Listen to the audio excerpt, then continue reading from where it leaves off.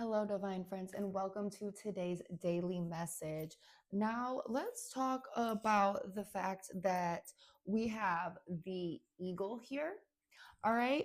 And the hummingbird. Now I want to talk about this because hummingbirds literally are about to take flight and migrate at this time. I've been seeing it a lot on social media. There's a girl that I follow that talks about the earth and the animals and all of that stuff.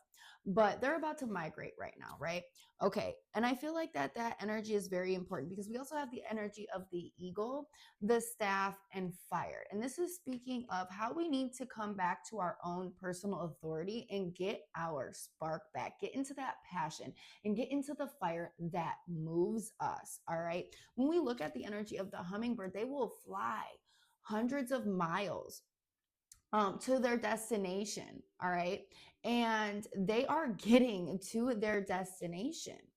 Okay. So that's one thing that needs to be um remembered here. It's like the energy of travel. This might be physical travel for some people, but this is also like metaphorical travel, like travel emotionally, mentally from like one place to another, right?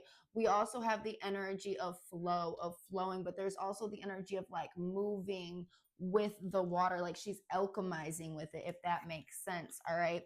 There is some sort of reluctancy or I'm not sure energy when we're looking at this, all right? Because we have the rose without thorns as well as the open card and the two of earth. And the two of earth kind of is signaling that juggling, that looking at two different things. And it's like, yes, two different things. You can stay complacent or you can answer the call that the universe is literally sending to you. Does that make sense? That you feel in your heart, in your joy, or like joy came through because that's what I want to talk about next, but in your heart, in your chest. Now, you also have the right to experience joy. And I feel like the path that you're setting down will bring you essentially more joy. But with this eagle card, it's like this energy of having to keep our sights on something that is in the future, something that we have to build up to, something that we can't just grab.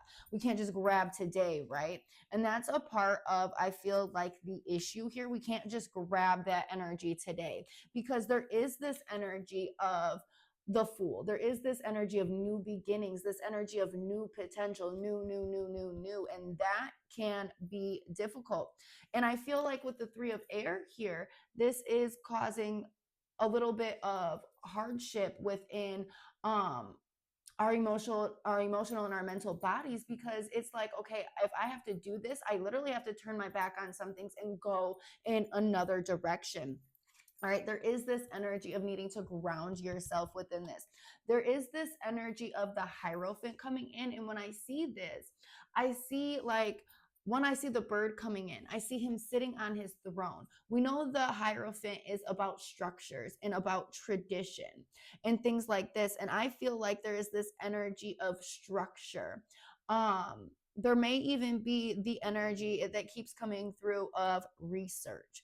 Okay, research, structure, learning how people have done things in the past before, making that make sense. All right, this is going to help you get to the place you need to go in a more cohesive way, in a more calm way.